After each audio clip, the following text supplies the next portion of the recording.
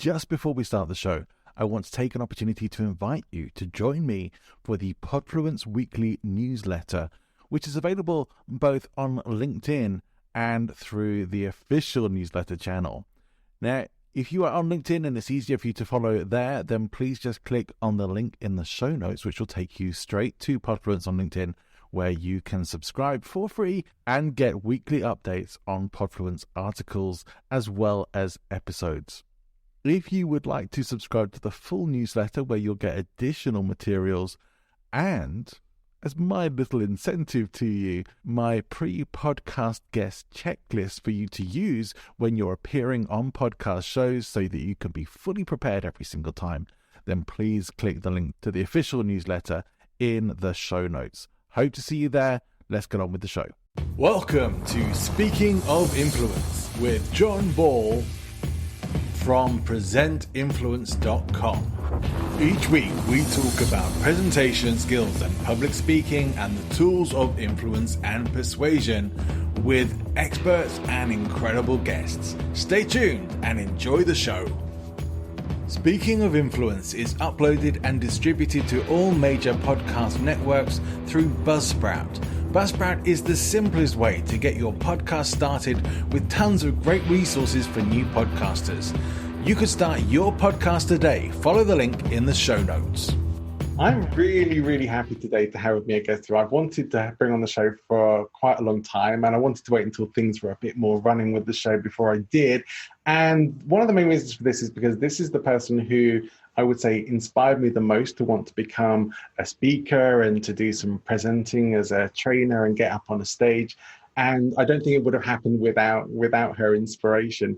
I'm very happy to introduce this person to you because she's an amazing businesswoman. She's an amazing speaker and still a massive inspiration to me and to many people I know, and to particularly now to women all over the world with what she's doing in her work now. So please welcome to the show, Joanna Martin. Thank you so much, John. I'm so looking forward to today. I'm really glad to have you here, and we've had a bit of a chat before we did our recording about things as well, but we've known each other for quite some time. I think 2007 was probably the year I first met you, so it's been a while. Don't, it makes me feel way too old. But it's been really lovely as someone who has learned so much from you to see even your development since that time as well. And I know that like presenting and speaking and running business was not your first port of call as a career.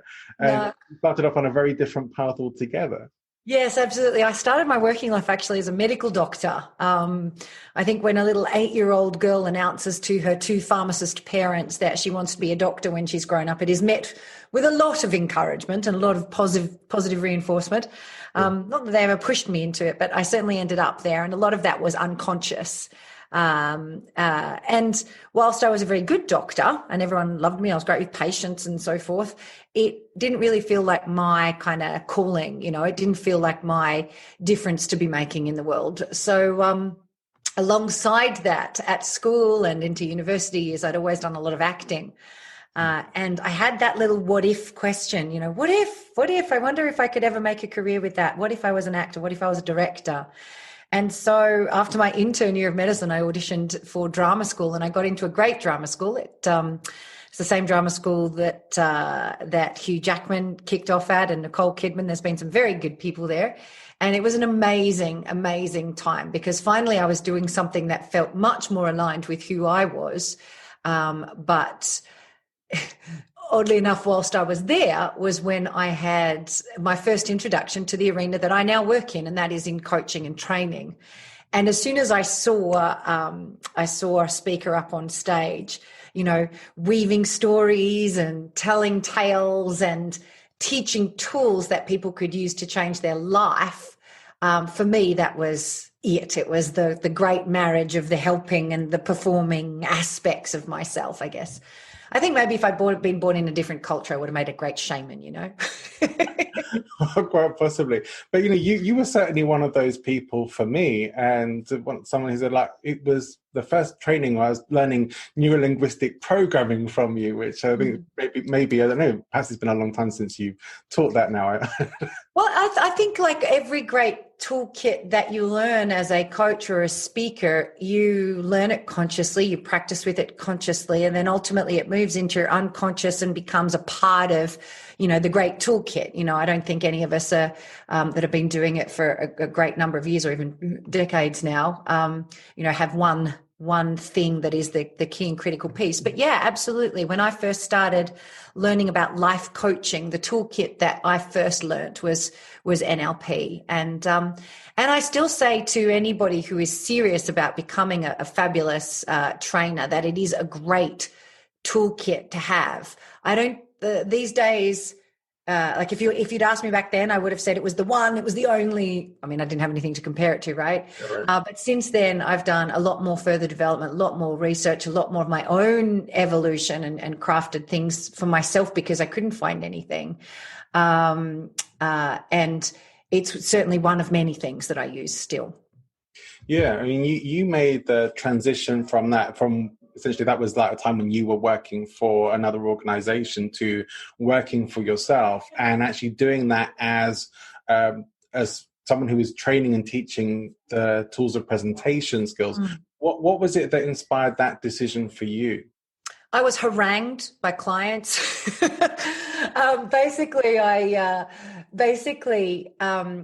I first launched my very own coaching business as a little solopreneur back in the early days. And that grew up to about, I was doing about 60K a year with that. I did it for about 18 months. Before then, my trainer who had trained me and everything approached me to become his head of research and training for his organization and to help him grow. So I took that contract and it was fabulous. It was absolutely brilliant. The opportunity to be on somebody else's platform was probably the fastest growing company on the international stage at that time. We were traveling to loads of different countries, which was fabulous. So many awesome opportunities. And I guess to be able to hone my skills with a fast growing company. And it's something I highly recommend to new speakers now if that opportunity does come their way. But it was, I nearly burned out. I nearly burned out is what happened. I remember my 30th birthday was probably the first day when I was Skyping back to my family and my boyfriend at the time, who's now my husband, Greg. And I was exhausted. I was absolutely exhausted. So while on the outside it was a very glamorous lifestyle, here I was nearly burned out by 30. It clearly wasn't working for my body and system. So not long after that, I resigned from that organization and ended that contract, and it was my husband actually gave me some really good advice. He said, you shouldn't make a decision for 4 months. He said, every single company in this space is going to have been watching what you did over the last 3 years for the organization that I was working with. And they're going to want you to have you as part of their team. So if it's a great opportunity, it'll still be there in 4 months' time. Don't make any decisions for 4 months. And sure enough, within like a month of the word getting out, people were offering to give me half of their business to come and do what I did. Like it was huge time. And it was so hard not to make any choices, but I needed to rest. The best advice I've ever had was that advice from Greg. 4 months turned into 9 months. But during that window of time, the other thing that was a constant was all of the people who'd been in audiences with me at that time, that's where we first met, John, were reaching out to me and saying, Jo, could you please teach me the business of speaking? They'd seen, I guess, the impact that I'd had in Chris's organization. They'd heard my expertise and my business wisdom, I guess, and what I'd learned on the inside of a big organization like that. And they wanted to know, can you teach the business of speaking, how to sell from the platform, how to run a speaking business. And I think eventually, a couple of friends who were also have always been kind of like mentors to me and Greg as well. Eventually they just kind of, twisted our arm and we thought, oh, far out. All right, we'll do it. So I've got to say that first step into our own business with me and Greg was not necessarily one of, oh, I've got this brilliant thing that I want to do in the world. Don't get me wrong. It was always aligned with my purpose. Helping people that wanted to make the world better was very much what my purpose was about. It was just kind of one aspect of that. But yeah, it was just demand. It's what people wanted, and what they wanted from me at that time. So it's what we did. Yeah, well, I wasn't at all unhappy when you came back on the scene with your speaker presentation training, because I come to one of your events and had the best time, learned so much. And one thing I'll say with you particularly as a speaker, I still remember some of your stories from that event, from some of the trainings that I've done with you, and consider myself very lucky to have had that time. Like when my first ever speaker trainer, you were there as one of the lead trainers, and it was an incredible experience. In fact, I can still remember good words of advice that you gave me on my first day. I had just flown in from Los Angeles on a night flight and had come straight to the training from work, like jet lag, no, not much sleep. And I said, yeah, I'm not sure, maybe I should go, maybe I should join this another time. He said, no, you're absolutely perfect. Just go and do it and let your unconscious take over. It's probably better than everyone who's well rested. And I think you were probably right. Yeah. I think we lose our conscious resistance when we get exhausted. And indeed, to this day, I still design trainings that wear people out at the conscious level, early on, so that we do open up unconsciously. Not in quite the same way as, a Robbins would, like sleep when you're dead. That's not my philosophy. I train women these days, and we need our sleep, we need rest. Yeah. But I think there is something to be said for well-crafted trainings that allow our conscious mind to get out of the way, so that we can just really soak in the learnings and get it deeply embedded as quickly as possible. Right. So let's talk a little bit about what you've moved into now then as the next step in your business evolution, which is now to working with women, particularly around like leadership and things. That's like right. That. Very much needed. But again, what prompted that for you? Well, I was getting more and more messages from my own unconscious, if you like, or my soul. I don't know how you want to say that, but it started because Greg and I had been trying to conceive. We'd been trying to have our first son, James, for a number of years.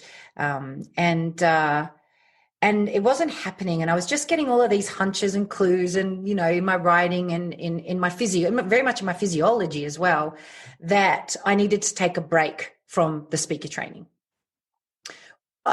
A break from business, a break from speaker training. I wasn't really sure what it was. So we did kind of one final round of trainings to that end. And then within, and I'm not even kidding, within a week, was it 2 weeks? Maybe 2 weeks of completing our final speaker training event, Greg and I had moved back to the UK, signed a lease on a place, completed that training. Within 2 weeks, we were pregnant with James. It was just so clear that my system wanted a break, So that was the first piece. However, I'm always so grateful for what that business provided for us, and for so many people got so much from what we shared and taught during that period. And it was then, whilst must be, good 10 months later, I was breastfeeding James. And I just had this little insight, those moments when you just see through to the truth of it, whatever it is. And it just became really, I was reflecting on that, the quote, which gets bandied around a lot in personal development spheres for women, especially, from the Dalai Lama, saying that the world will be saved by the Western woman.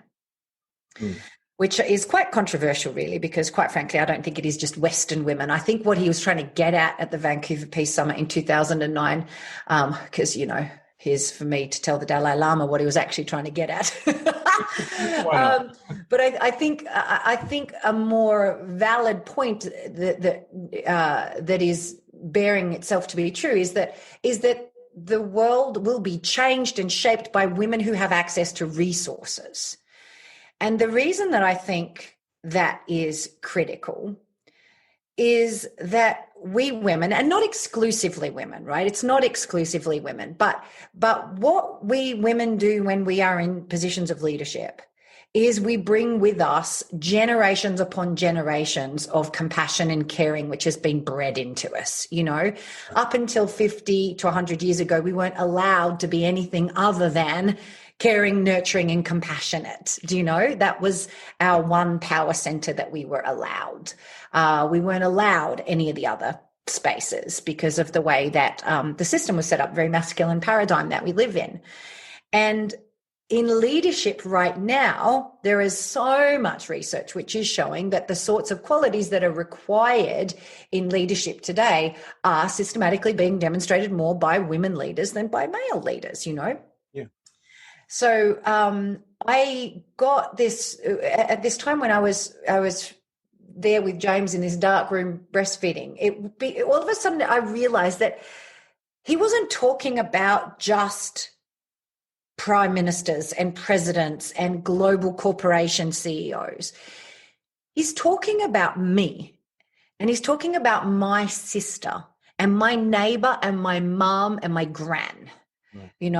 He's talking about women with access to resources and all those of us with privilege, those of us with more privilege than others. It's our role, I think, and responsibility to actually harness our own energy and juggle and balance our own lives and make that impact. And the reason, but as I looked around at all of these people, I thought, this is who needs to step up here. It's not waiting for someone else out there, for some leader on high to come and make the world better. It's us. We've got to do it. Yeah. But as I looked around at my sister and my gran and my aunt and my neighbor and everybody else, everyone was just tearing around like headless chickens, trying to make ends meet, trying to juggle the child care with who's buying the Christmas presents and trying to be a good person and maybe doing a bit of fundraising for some charity on the side. It was just like bedlam in most women's lives. And I thought to myself, that's it. That's what I can do. If I've gotten really good at anything over the years, it's what I call fierce prioritization, fiercely aligned to my purpose, to my values, giving energy to those things which feel like they're my soul's contribution to make on the planet and nothing else. And an ability to say no. I'm very good at saying no. I haven't always been, but I'm very, very good at saying no. And to those things which don't feel great and aligned. And I thought, God, if I can create a space where women can come in and get that, to be able to handle the juggle of their day-to-day life, to be able to step up and have a greater impact, whether it's leading their family, their community, their organization, or their country, and increase their impact without burning out, that's what I want to do. And so that's how One of Many was born.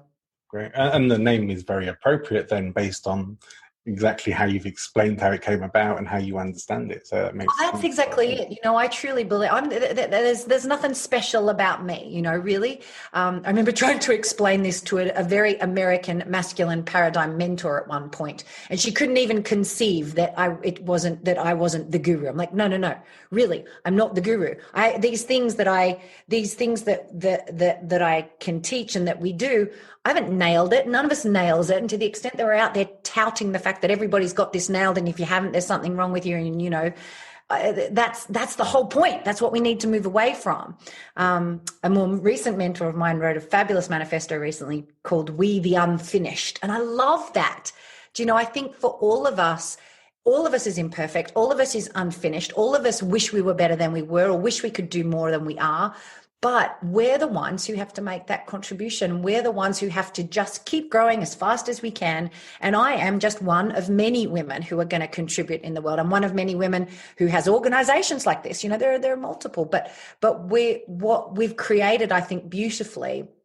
And this is where you're truly aligned with purpose, because it's well beyond what I ever could have conceived of in my little brain. But what has come to pass with One of Many is an extraordinary community. We've had, about 60 or 70,000 women come through our gates. Some stay, some head off.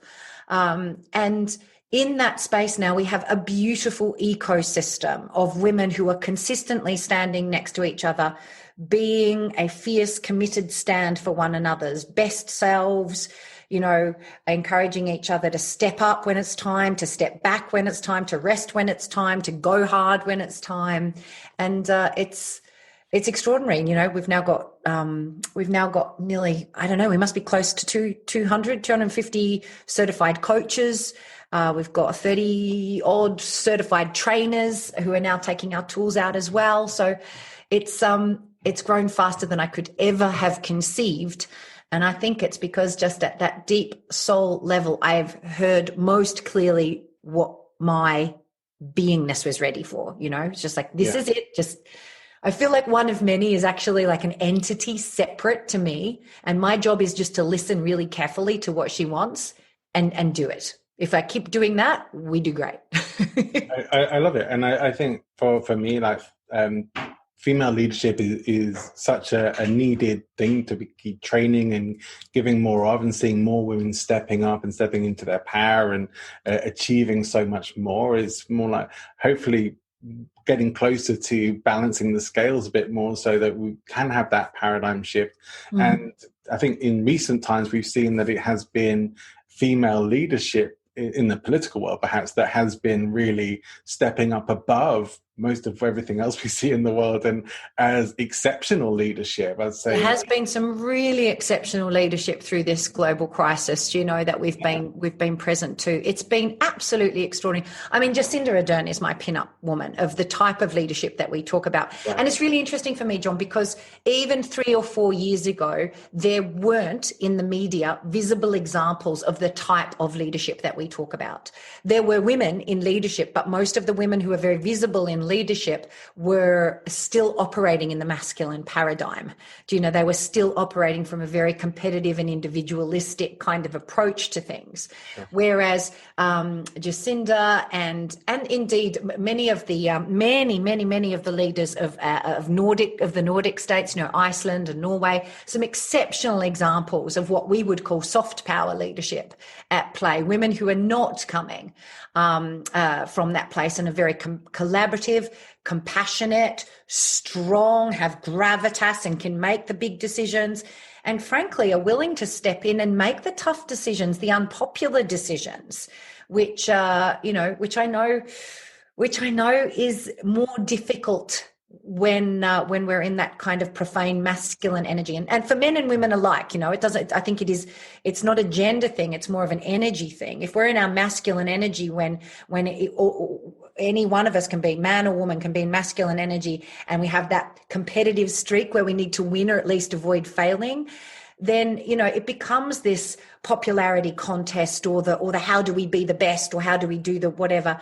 Whereas if we can be in that feminine energy when it's actually much more about community and collaboration and connection, if we can make decisions of what's best for the greatest good and the great, you know, for the whole, and move away from this fiercely individualistic pursuit of rights that I think is happening in so many countries.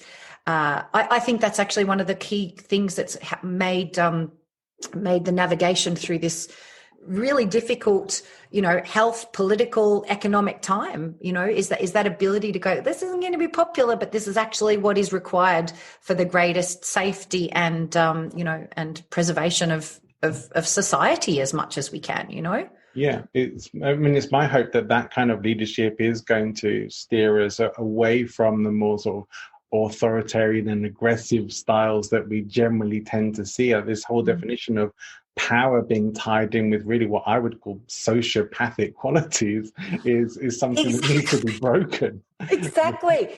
The system is broken, right? The system is, well, I've seen some articles saying the system's not broken, it's working perfectly for the power players involved. But I think what has happened, and we've seen it, we've seen the fracturing of it. We've seen people calling it to account, you know, through so many of the different movements that have come out. I mean, it was starting to happen with the climate change movement, and look at Greta, you know, we have a tiny little small child leading the charge on climate change. You know, I just think it's extraordinary. And that, I think, opened us up. Then we've had coronavirus, and we've seen amazing responses from New Zealand, Taiwan, Nordic states, Germany, all led by women. Not so great in countries that are led by our authoritarian, blokes. Exactly. I guess it all depends on what do you say is great, but I would say death toll, that for me is pretty... Yeah, pretty much. It's up there. I tie this in really with something that I think I first encountered from you, and certainly from Chris, you were working with at the time. The spiral dynamics is yes, the values levels. Like, this is a shift in values levels from, I guess, we're talking like level 5 values. I think that's it. I think a lot of nations are still very values level 5 oriented. Certainly the UK. UK's still got a lot of 4 in it too, frankly, hasn't it? But the States is all about 5. Australia's where I come from. There's a lot of 5. There's some more 6 there. I think the problem that we see is that I'm not sure that many nations are going to be very happy to go through the values level 6 as a centre where it's all about decision making by consensus. That's never going to work for a country. But what we see, you're dead right. I've been thinking it's nice to have this chat with you, because no one else I've been able to talk to about that. But yes, what we see, I think, with so many of these, especially female leaders, is values level 7 style leadership. It's effective, it's systemic, there's a great book, actually. I don't know if have you read Frederick Laloux's book, Reinventing Organizations? I haven't, but I like it. You would love it. You would love it. It's a great read on, he calls it teal, right? Same thing. Values levels is what he's talking about. Teal organizations. And I think that style of leadership is what we need right now. It's got enough of the embedded community and holistic kind of approach, but it's still very focused on systems that work and getting the right outcome, and allowing leadership beyond one's self. Like it could be leadership for different, whoever's the right person for the job can lead on that particular piece. And I think that's what we've seen. What's working really well at the moment right now is that kind of leadership. You're right. And that's the kind of values that you're working on bringing more into reality, into real life experience. Yeah. And you've in fact just helped me to realize exactly what we started off in the conversation, which is these things become embedded in us and are unconscious. But yes, that's very much about what One of Many is about. We're supporting women to be able to, I guess, have that inner values evolution, to be able to be effective, to step up and be the best leader at the front if that's right for them, to be able to hand over when it's necessary to hand over, to be able to work with and through others for the greater good of all. That's exactly what we're doing. Which is fantastic. I love that you're doing that. I mean, I hope that the work that I do, and certainly a lot of stuff in the podcast I do, includes a lot of female empowerment, because it's something that does matter to me. But I know that as a guy, even as a gay guy, it's not really an area I can work in. It really does need to be women who are teaching that and leading the way for each other with that. But certainly it can be my role to support that and to help progress that as well. Which I think that's it. We all need to be allies, right? I think that right now this is a time where those of us with more privilege need to ally with those with less, whether that be around gender, whether it be around race, whether it be around sexuality, whether it be any of these different kind of issues which are so fiercely coming to the fore at the moment, as they should. It's the job of all of us, I think, to make each other's voices heard in the right, in the correct way. And that's why it's so beautiful to be able to chat about this stuff with you, John. I think it's critical. I do think it's always important. You have a very clear vision. What would you like to see, like in terms of maybe more like legacy? What would you really like to see come from One of Many? Do you know, I don't know, when I envisage the future, I'm out 5 or 7 generations hence. That's the vision I'm working towards. I don't know how much of it's going to happen in my lifetime, and I'm okay with that. For me, when I look at my vision there, I see parity in leadership. I see just as many women in just the same leadership roles as I see men, and everyone is working together. There's nobody doing 80-hour weeks anymore. It's a thing of the past. We're far more collaborative and recognizing skill strength, so that it doesn't disclude having children and all of that kind of stuff. So I really do believe. I was on Necker Island last year with the Virgin Unite Foundation, and Jean Earl-Wang, who's the president of Virgin Unite, which is Branson's family foundation, she gave a great presentation. She said, I think the time for silver bullet type thinking is long gone. But there are certain silver levers that we can pull.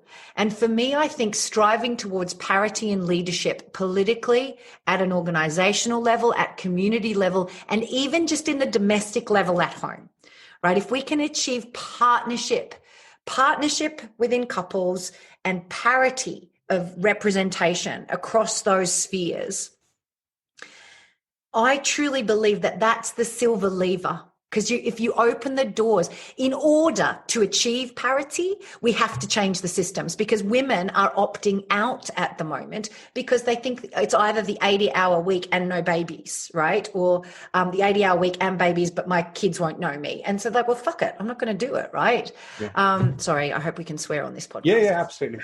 I'll put a warning in or something. And I've done pretty well to get this far in, actually. I highly encourage it. So I think, so that's for me, the vision that I have is parity, because all of the systemic changes we would need to have implemented in order for parity to be able to be there. That is what's going to make the world better. Not that we achieve parity, but it's the things we would have had to have changed about how we relate to each other, about equity, equity at home, equity in organization, across politics. For us to see the results of parity, so much would have had to have changed. And that's what I want to, I don't know, sow the seeds for, and I think if one of many, we're right at the beginning of seeing the kind of female leaders that I think can help us there.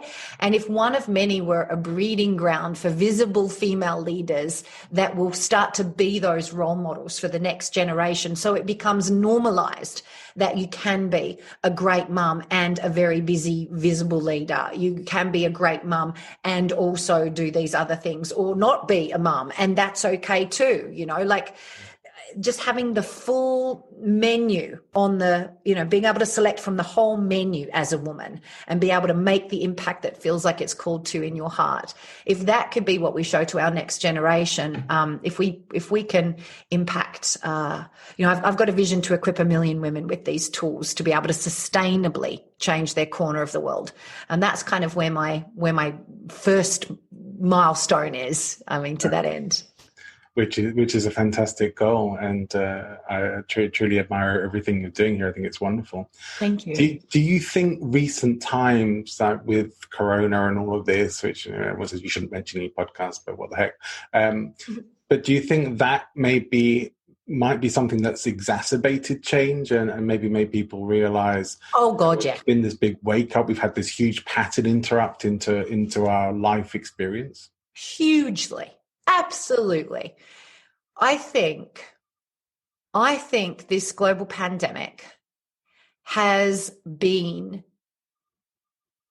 I truly don't think we can even conceive of how society is going to look after this, right? I really don't think we can. I think this is a possibility point, a bifurcation point where we can go to, a new way of being, or it's going to get way messier than it was. And to be honest, I think the jury is still out on which way that's going to go. But yes, at a very individual level, we saw women in our community having powerful conversations with their partners for the very first time about partnership on the domestic stuff. They'd just been putting up with it. But when you're both at home, both homeschooling, both trying to work full time, you can't ignore the fact that you're the one doing all the fucking laundry and everything else, We've seen women having conversations with their bosses where there was this one moment where one of our one of our members in our Lead the Change program, which is our year-long leadership program, came to one of the calls, and she was just like, I really should have said something, but I didn't. But this is what just happened. She'd been on a call with her boss, who was a man, who had said to her, oh, well, you'll need to take this because unfortunately, we'll call him James, your co-worker is at home, caring for the kids at the moment because of the pandemic, blah, blah, blah, working from home, multitasking with childcare. And our Lead the Change woman in question at the time was like, oh, yeah, of course. And then she got off the call and went, what? Me too. Like, I've got my kids here too. But just because I'm better at it, because I've been doing it for 20 years, I didn't speak up. And so she was like, she went back and she spoke up and she said, this is not okay. This is the pointy end of the gender imbalance thing. It didn't even enter your consciousness that I've got kids at home just because I'm better at keeping them out of the space. He's hopeless at it because he's never had to do it before, doesn't mean that it's okay for me to have to do more. And so we've had lots of those conversations with bosses. We've had lots of women in very personal ways recognizing the inequity around them and starting to champion themselves and champion that space. Yeah. We actually put the equalities office, the Women Equalities Office, was looking for evidence on the unequal impact of COVID-19 on protected communities, of which gender is one, but race, a whole bunch of different things. And we surveyed our entire community, got some incredible information of what was actually going on at this time for women. And there is absolutely no doubt that women have been hit harder, even though, it's like, oh, men do worse with coronavirus. Okay, yeah, maybe you do. But everything else about it, the economic impact, the mental health impact, the relationship, everything else has been just so stressful. You think about women at home who are now, who had been suffering abuse at home, then got locked up with their abusers. It was just messy.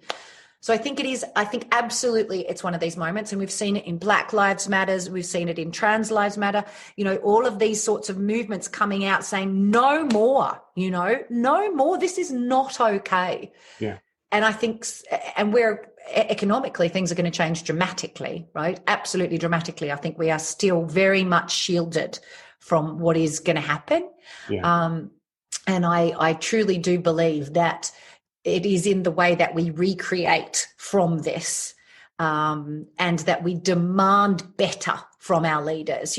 Leadership is not just about being out there and being a visible leader. Leadership is also about demanding more from our politicians, demanding more from our places of employment, demanding more for what it is that we require right there in our home, in our partnerships, And I hope, I know the opportunity is there for this, and I deeply, deeply hope that we can equip and empower ourselves, all of us, men and women alike, to advocate for the better as we come out from this.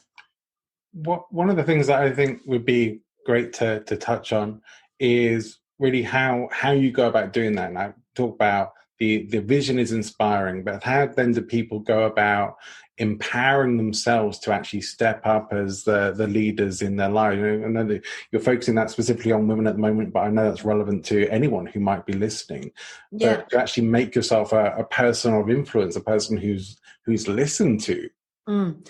Here's, I think, I'm going to answer this differently perhaps than I may have answered it before, but just what I'm most present to from our conversation at the moment.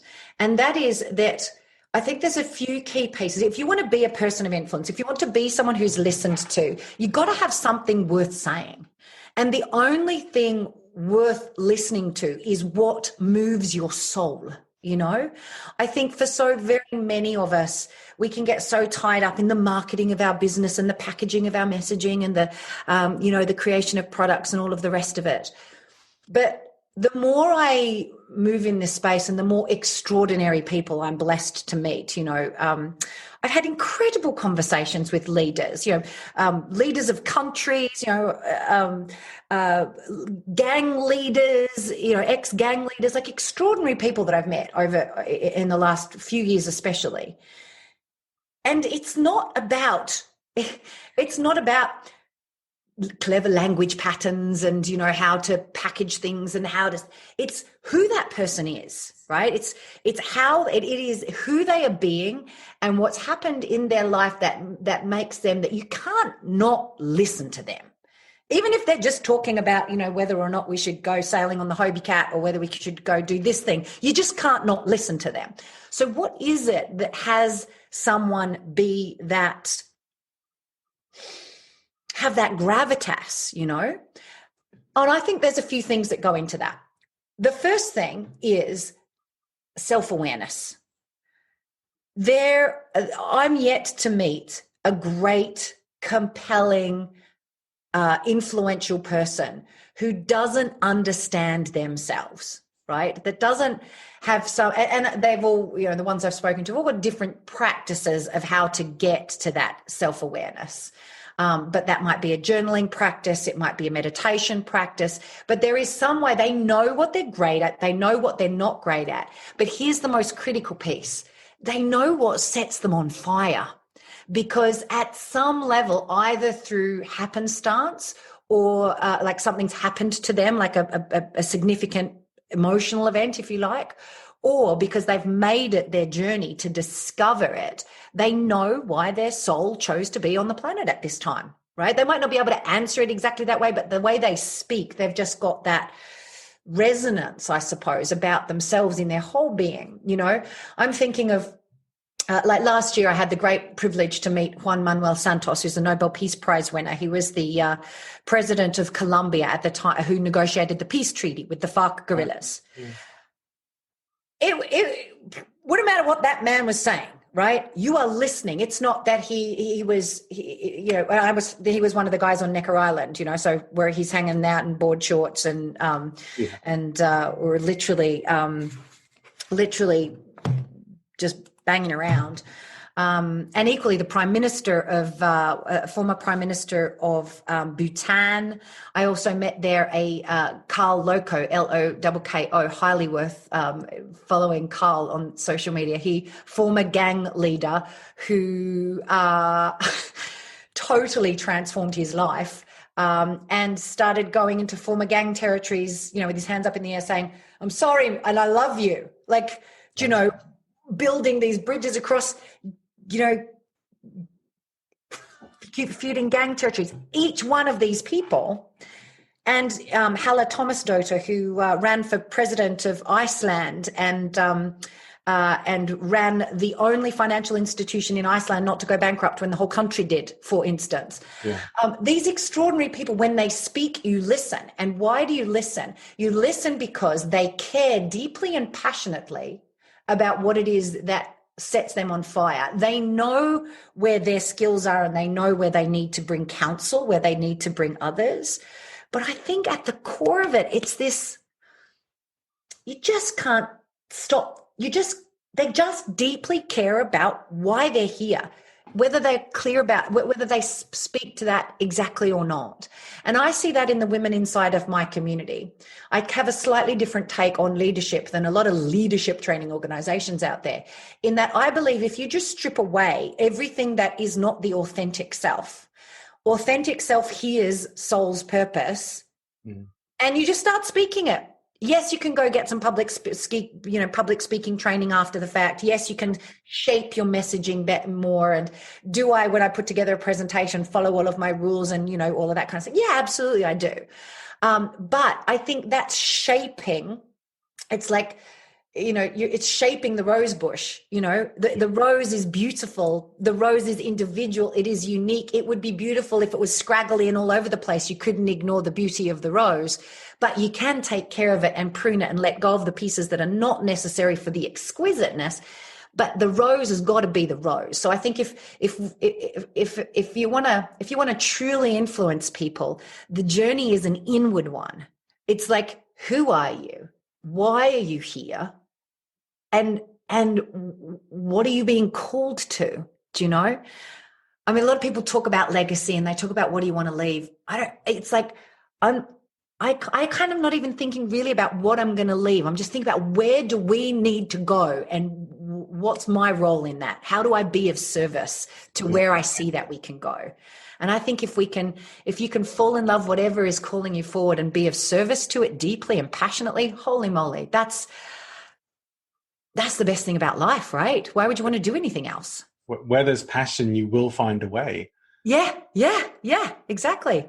It's always interesting. I always think about, I tend to relate more to think about maybe artists like musicians and painters and performers, but it's really not like precision or specific ability that makes people the best at what they do. It's always the passion that pulls in people. That's what people connect with. And this, I think that's very much in alignment with what you're saying here, is that passion and how important it is to find that. You find the way through. That's what will attract people. People won't care if your talk is imperfect, or if you say things the wrong way around. If you have the passion there for what you're doing and for your message, and I think if you know who you are as well, I think this is one of the most, if there's only one thing that people take away from listening to this today, I hope that's it. I think so. Really I think so. And for me, it's almost sometimes I think passion gets bandied around as a word, you've got to be passionate. But for me, it is it's almost deeper than passion. It's like and it's not something that that's sort of at a surface level. It's something which is at that deep soul level. So if we're thinking passion, and I used to talk about this, I think, the passion of Christ, there's that deep religious kind of connotones to that aspect of it. It's that, it's what has you really burn, what has you really, that drives you so much, you could no longer ignore it. You couldn't possibly ignore it without actually denying your whole soul and your whole self. It's that depth. And my advice to anyone would be, don't stop until it's that deep. Don't judge yourself if it isn't there yet. That's okay. It's a lifelong journey to discover it. I mean, I had a great life when I was coaching and training. I had a great life when I was teaching, speaking, but was I plugged into that depth of that, soul expression at that time? No, of course I wasn't. And I bet in another 10 years, I'll look back at this and go, oh God, you kid, you didn't know a thing, But I think if you make that your mission to just keep learning that next level about yourself, it'll everything else pales into insignificance. Yeah. And that kind of leads me to think about one of the issues that comes up so often with so many of my private coaching clients, and even with my group coaching, I'd say, that people are waiting to find that perfect thing before they even get started. And it just doesn't work that way. Some people do. Some people just know what it is. They know straight away what fires them up. But most people, I think, don't, and aren't even getting started, or just thinking, well, what if I choose the wrong thing? Or what if it isn't? But chances are, like you're saying, it's not going to be the right thing. That will develop over time. But if you don't get started, that journey, that evolution won't even happen. Absolutely. I truly believe that one cannot discover one's life purpose or one's calling in inertia. You just can't. The only way that you can actually navigate, and actually that makes me think I'd quite like to look up the etymology of that word, but if you want to navigate, you have to be in motion. You can't. I remember I used to use an analogy of this. Like if your car is currently, parallel parked between two cars facing in the wrong direction, in order to turn the car around and get going the way you want, you've got to go into reverse. Then you've got to go off at a 45-degree angle. Then you might have to do a whole lot of different things to get yourself pointed in the right direction. But until you start moving, you can't get pointed in the right direction. And I believe I often I use another analogy of what I call the indecision roundabout. It's like there's this roundabout outside Oxford that I run into a lot, and it's got so many exits. I get confused almost every time. But if you've got your sat nav and it's all plugged in and it says, okay, you're going to take the third exit. So you're driving into the roundabout. It's a big one. You can't see the whole way around. And then you come to an exit. Is that the second exit or is it the third exit? And so you skip it. Then your next one, oh shit, that was the one I was meant to leave on. So now you have to go around again, but you're still not quite sure. And if you are going around and around and around on a roundabout, you know how your sat nav is always like 2 seconds behind, like it's recalculating 2 seconds behind. It's just the same way in life. If we are trying to work out whether something is more on purpose or less on purpose, if this is good for our business or bad for our business, It's like we're on a roundabout and our sat nav won't ever catch up. Like the feedback until you do something, you don't get the feedback. You don't get the feedback from your clients. You don't get the feedback from your soul. You don't get the feedback from God or source or whatever you relate to in that path. You don't get the feedback until you're in action. So to get off the roundabout, you just got to pick an exit, any freaking exit, doesn't matter, but you get off the exit, then the satellites catch up, and then you'll either hear, take the next left, or you'll hear turn around when possible, right? Like one or the other. But it's not until you commit to something that you can get the feedback that tells you whether or not it was the right path. People get so attached to making the right decision. I don't think I've ever made the right decision, but I truly believe that your success in business and possibly even in life is in direct proportion to the velocity with which you make decisions. Right. As our mutual friend Taki Moore says, don't aim for perfect, aim for done. Yes, indeed. Yes, indeed. Yeah, and that's much more workable. And I use that a lot with my clients as well. Too many people aiming for getting it right rather than just doing it and then working on it from there. And that is the best way, get stuff happening. I want to come back around quickly before we start wrapping things up to something you mentioned earlier about burnout and overwhelm, particularly in recent times where, especially with, as you said, especially with women, there's been high increase in stress. I know many people are feeling that and still feeling that level of overwhelm and maybe even moving towards burnout. I know for me, I've been with quarantines and stuff here, just throwing myself into work as my way of sort of dealing with that, but also realizing that's not something I can do at that level for forever. It's like, it's been great and I've made a lot of progress and it's been good. But even now, I sort of think now sort of coming out of that and throwing myself into it and dealing with what's going on again in the world, it's kind of emotional sometimes, and I know a lot of people have even much more to deal with than I do. What advice would you give, especially for women who are dealing with all these things at the moment and struggling to keep afloat with it?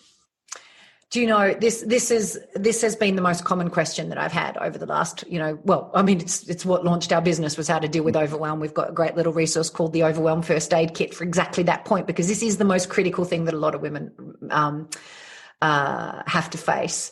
Having said that, in the last, in this kind of period of quarantine and so on, it has reached overwhelming heights, because not only are we juggling more tasks and more emotions than ever before, and more decisions, like even just the decision of, do I go to the supermarket today or do I try and stretch that out, bearing in mind the fact that that's another exposure. But we make 183,000 decisions before breakfast during quarantine, whereas in the past, that executive functioning, we were just in our usual routine.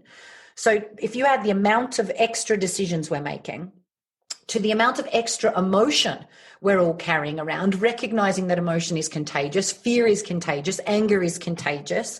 We feel it from each other, and its emotions have been high. And then add that to the multitasking that has been required by so many, especially parents, and this is not mums exclusively, parents, men and women. It's been absolutely burdensome and incredibly difficult. So there's a few ways to approach it. Critically, you have to work some time into your day for what I call spaciousness. And what you do in that time is completely up to you, but something that gets you connected. So personally, I've got a journaling habit. I've been doing it now since I was 18 years old. I first learned about it in the artist's way. It's called Morning Pages. I write 3 pages every single day. During lockdown, I wasn't. It got worse. When I started again, surprise, surprise, things got better. My other critical habit is, for calming the daily chaos, is a walk in nature. I'm blessed to live in the Cotswolds, where I can get out and walk in the fields, and I can get out and harness my 5 women's power types, as we talk about here at One of Many, during that. So getting that spaciousness in, and prioritizing prioritizing self-care. Now, I'm not talking about doing your freaking nails. I'm talking about at the kind of self-care that we have needed, the radical self-care that we've needed in this last period of time has been things like a lot of what I call emotional hygiene. You know, we get full up with fear, or we get full up with anger, or full up with hurt because, you know, whatever's been going on at home. We've got to get that out of our bodies. You know, we have to learn to process emotion and get it out. And that's been the kind of self-care that I've been advocating so much for the women in our community during this period of time. So it's having a habit that gets you that spaciousness and some way of dealing with the emotional build-up that is happening at a much faster pace than perhaps it was 6 months ago. Yeah. Are these things that tie in with your 7 rituals to calm from Yes, indeed. Because you very kindly have offered that as a free resource for our listeners and watchers. So we'll have that in the show notes for everyone. And thank you for that. It's amazing how the conversation actually naturally brought us to that as well. So there are so many things that I was hoping to get to talk to you about today, but I can't complain. The conversation has been absolutely fantastic. It didn't go where I've expected, but it's been inspirational and amazing. And so I really want to thank you for that. I know you've provided through your PA, provided some of the ways for people to get in touch with you. But if someone's listening and wants to say, I want to check out this person right now, what's the best place for them to come and find out more about you? Yeah, if they would, so there's a couple of websites you can check out. If it's more about me, joannamartin.com has got info about me and how to work with me one-on-one if you want consulting or that kind of stuff. I still do a bit of consulting one-on-one. But predominantly the work that I do is one of many. So that's at oneofmany.co.uk.